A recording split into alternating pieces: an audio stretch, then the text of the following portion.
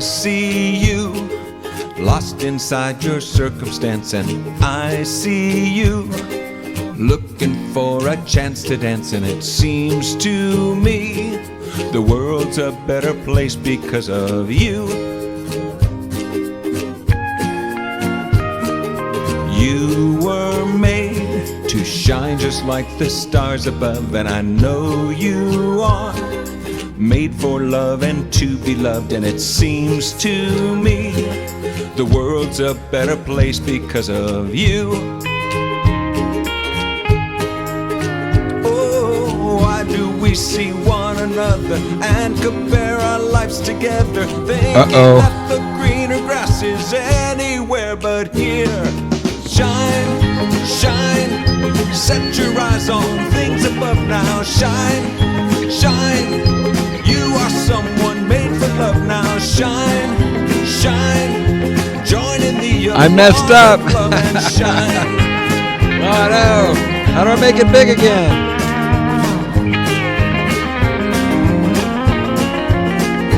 What do I do? Ain't it grand? Life is so worth celebrating. Hand in hand, live a life worth imitating. Sing along, the world's a better place because of you. Oh, why do we see one another and compare our lives? My fellow Americans, when hail rains down from the sky, it can ding your hood and dent your ride. I love my truck. I keep it looking good. So when I get a dent or a ding in the door, roof, or hood, I don't despair. I know the ding guy. When you're president, your image matters. You can't go around with dents and dings in your PR. That's DC lingo for presidential ride. So when you get a ding, just sing like a doorbell. Ding guy! And call 1-800-DING-GUY. The Ding Guy has been serving the great folks in Colorado Springs for decades. So don't delay. Dial 1-800-DING-GUY. Their fast, friendly, and reliable team of experts will get you restored faster than I can say nuclear strategy. So when some ding-dong dents your door, don't despair. Just dial the Ding Guy. 1-800-DING-GUY. Easy. Now that's strategery.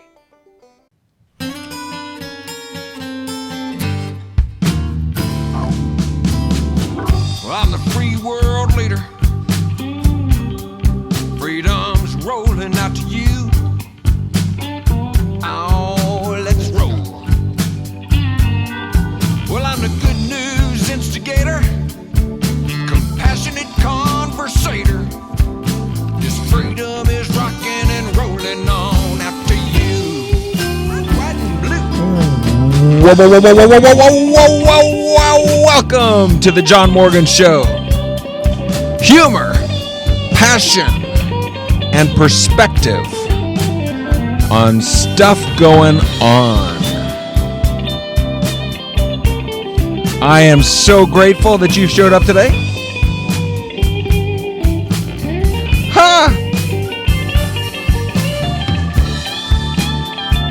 And it actually showed up on my Facebook account in time for me to actually benefit. Yeah! OH! Steve Zambo, thank you. You're a good man. Thank you for showing up. I appreciate you. I hope to make you smile. Norm Davison, hello.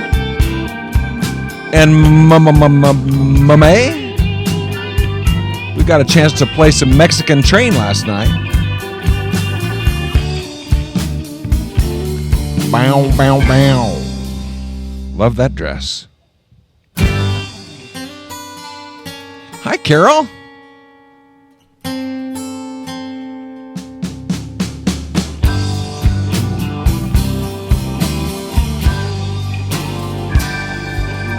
Oh, yeah. Got it going on a Friday afternoon. It is great to see everybody. I am so glad to be celebrating show number 60. Oh my goodness. That is so much fun. And here we are. And tonight I have a very special treat for you. I would like, oh wait, I forgot to change the screen. So sorry. God, you know what you know what's happening? The problem is I'm becoming too comfortable. I'm becoming too like you're all just here. We're all here together, hanging out, and I forget all about the settings. I forget all about the fact that I'm actually producing this crazy thing as we speak, and I just want to be with you, you know? And so I forget to change the buttons and do all the crazy stuff. So I wanted to play the Ding Guy commercial for you one more time because I like it. I think it was really funny, and I'm trying to sell Bushgrams, okay? Today's show sponsor is Bushgrams.com. You can actually get a Trumpgram as well. Trumpgrams and Bushgrams can be acquired by going to Bushgrams.com. www.bushgrams.com. You know, the funny thing about the letter W is that it starts with a D. I just find that fascinating. So I wanted to share some photos, actually, from my Facebook page. So I'm bringing it up here, and I just wanted to share my beautiful bride with everyone. This is Kathy. I don't know the sheep's name, but Kathy and I have been married 38 wonderful, well, we've been married 38 years.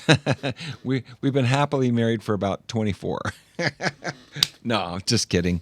We've had some up moments and some down moments, and we've had a chance to. Hey, Diane, greetings from Chattanooga. I'll be heading up your way next week. Appreciate you. And Karen Sue Bailey Vance, yeah. Mexican Train, yeah, great game.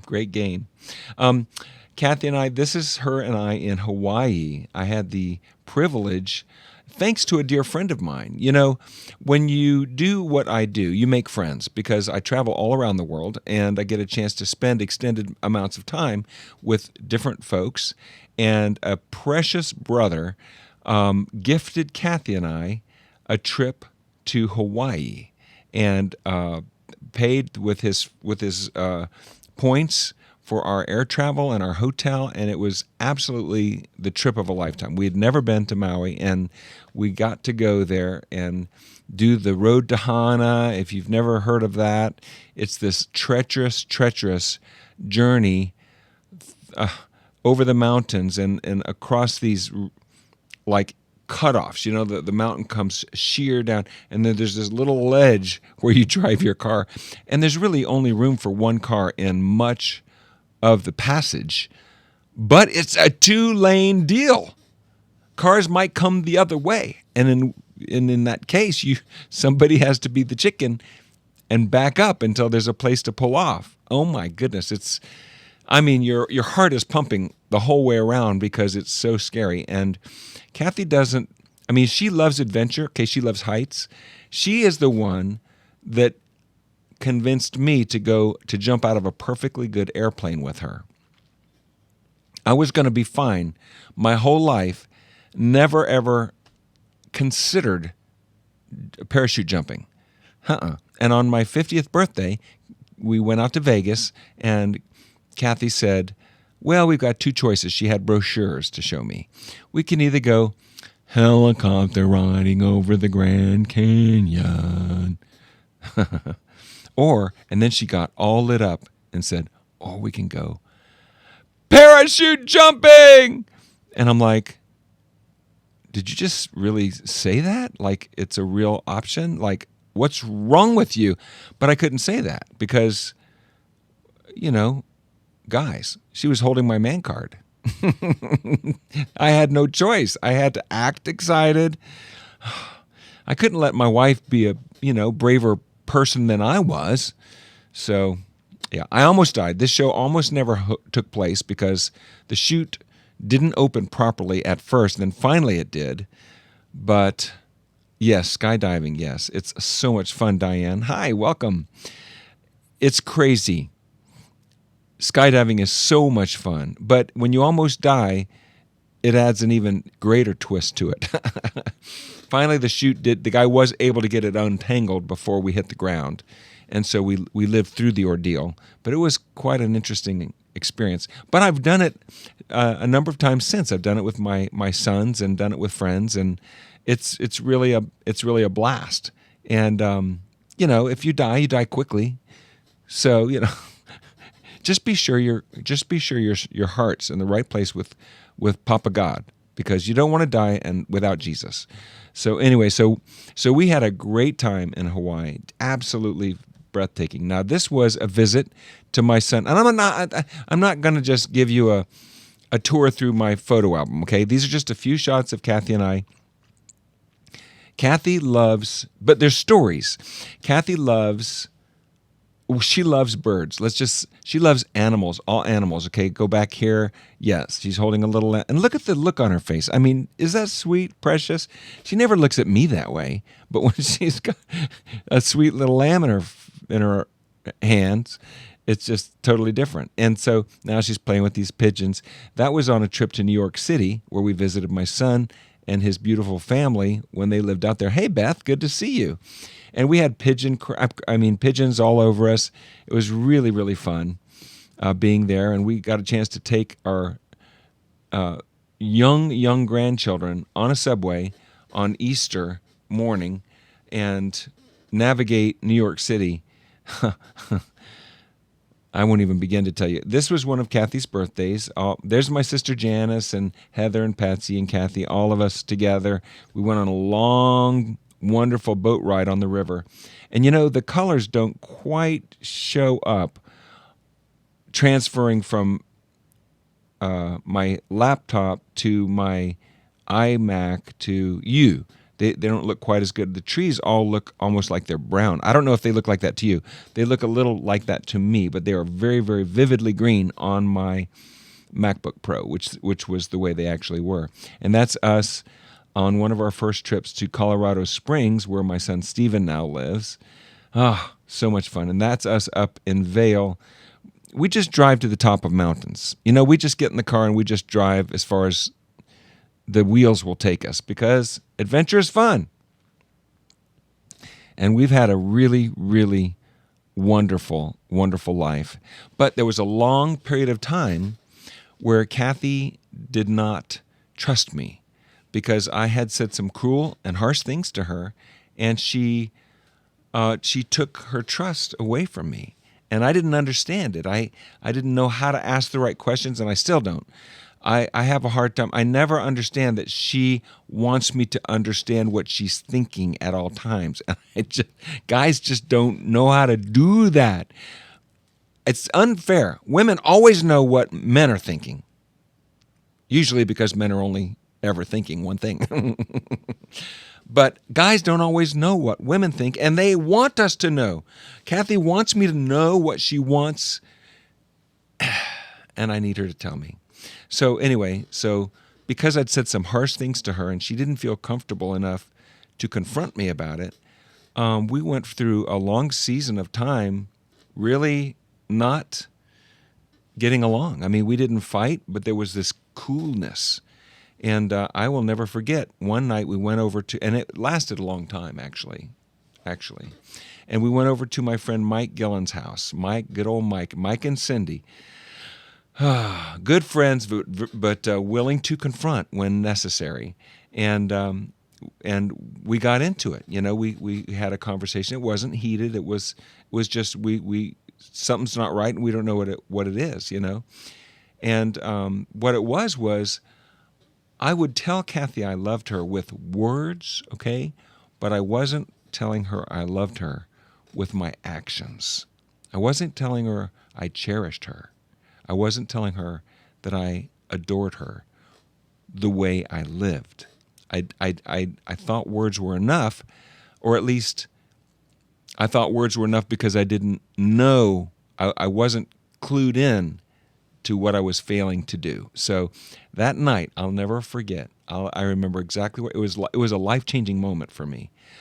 I remember where I was standing And I remember Mike's wife, Cindy, just getting up in my grill and saying, "Talk is cheap, John Morgan." And I knew that I needed to change. And on the way home from their house back to our house in posh Orla Vista, where we were living at the time, in a house I bought from my dad, I just broke down and cried. And, because I had this sudden recognition of how badly I had hurt my wife, of how I had let her down, of how harsh I had been, and how my lack of intimacy, my lack of understanding had cost her greatly, just greatly, to the point that she couldn't trust me. And it just broke my heart. And I broke down and cried like a baby. And when I could compose myself, I repented. I asked Kathy to forgive me, which she quickly did. She was willing to do. And I asked her if she would take the risk of giving me her heart again. And she took that risk, and she did. And I've done better. It's been a long process. It'll always be less than perfect, but we're in it. We're in the game. And years ago, Kathy and I used to get into these little tiffs, and I had this epiphany, this moment of wisdom. I don't know where it came from, but all of a sudden I thought of us as being tennis players, okay, and that we were playing this arguing game back and forth. And I said, "Babe, we have an enemy," because I was thinking of the devil. The devil wants to separate good friends, husbands and wives, siblings. The devil is a divider. He spills chaos into relationships. He spills division and strife. And the Bible actually says it's better to live in the corner of a roof than in a house with a contentious woman. And it says better to have little and peace than great feasting with strife. And so whenever we would have a disagreement, we developed this thing where the first thing we would do, even though we didn't always want to, is we would pray. Okay, look, before we talk about this any further, let's pray and ask God for help, because we have an enemy, but we're not one another's enemy. So visually, in our imaginations, I would leave the opposite side of the net and join her on her side of the net, so that if there was a back and forth, it was between us and the issue that needed to be resolved. But I was her equal, her partner, her teammate, and we would work it together as co-laborers coming together, And the Bible says that in Ephesians 5 that Jesus laid down his life for the church, and that husbands are called to do the same things, to lay down our lives, to lay down. So I would, what is it that I want that I'm not getting, that I really don't need to get, that I don't need to have? What can I give away? What can I do to yield and benefit Kathy? And then she would think the same thing, and we would come together, and it would be just awesome. And so we've worked hard at maintaining unity between the two of us, and it doesn't always work. And then we have to fight against drift, because we both have separate lives. I have this awesome career. I travel. She comes with me sometimes, and she doesn't come with me sometimes. And so we have to watch out for the continental drift of a typical couple, and come back together and talk to each other and ask questions and make sure we're all up in each other's lives, because that's where we want to be. Because the Bible says when a man and woman join together in holy matrimony, the two become one. So she is my one. She is a part of me. Up here, she belongs to me, and I belong to her. And so we have this great relationship. So here she is. You're what? I'm a private eye. Yes, you are. Yes, you are. So that's very funny. You can stick your head in here and say hi to everybody. She was listening from the other room. Listening from the other room. Really, I mean, it sounds like we had a horrible relationship. We really didn't. I just put up with a lot of crap, but We had a horrible relationship. It was all my fault, and she did put up with. She did put up with. It takes two. Anyway. Yeah. So anyway, so for a Friday, I just want to thank you guys all for being my friends and coming to the show. And I hope that you'll learn to cherish your spouse. I hope that you will take the time to love them like you love yourself, because that's the way Jesus did it, and that's the way he calls us to do it. It's hard, because we have what we want. We want what we want. We can be selfish sometimes, and we're called to lay that down. But when we do it, I've found that releasing is the key to happiness, to joy. Joy comes from giving, not from taking. So anyway, it's Friday, show number 60. Can you believe it? Oh, thank you guys for tuning in. Thank you for being so faithful and so wonderful.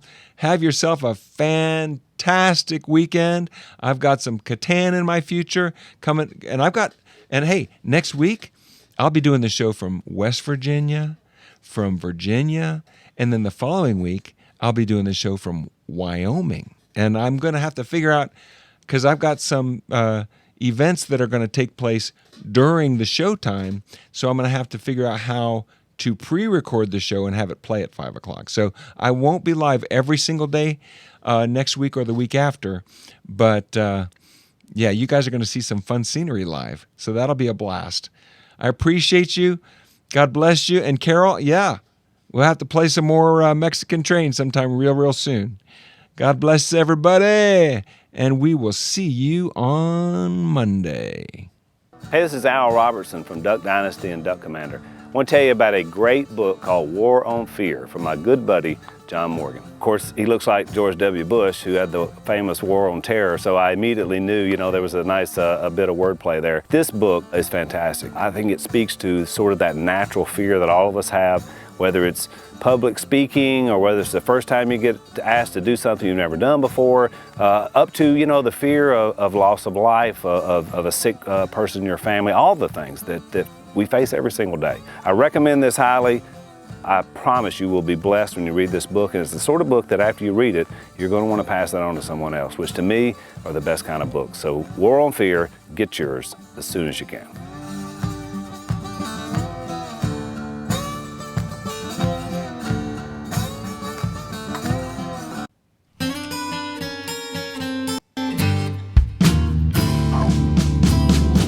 Well, I'm the free world leader.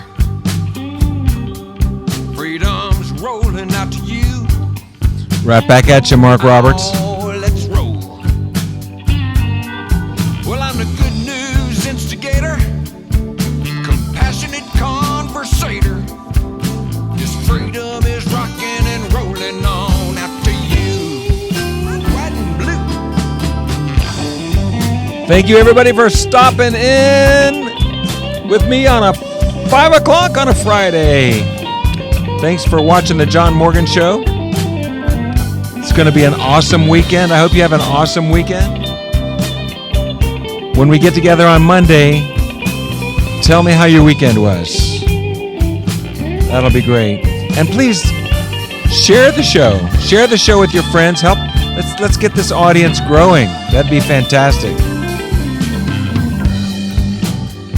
Far and wide, from sea to shining sea, and the amber waves of grain. Bow, bow, bow.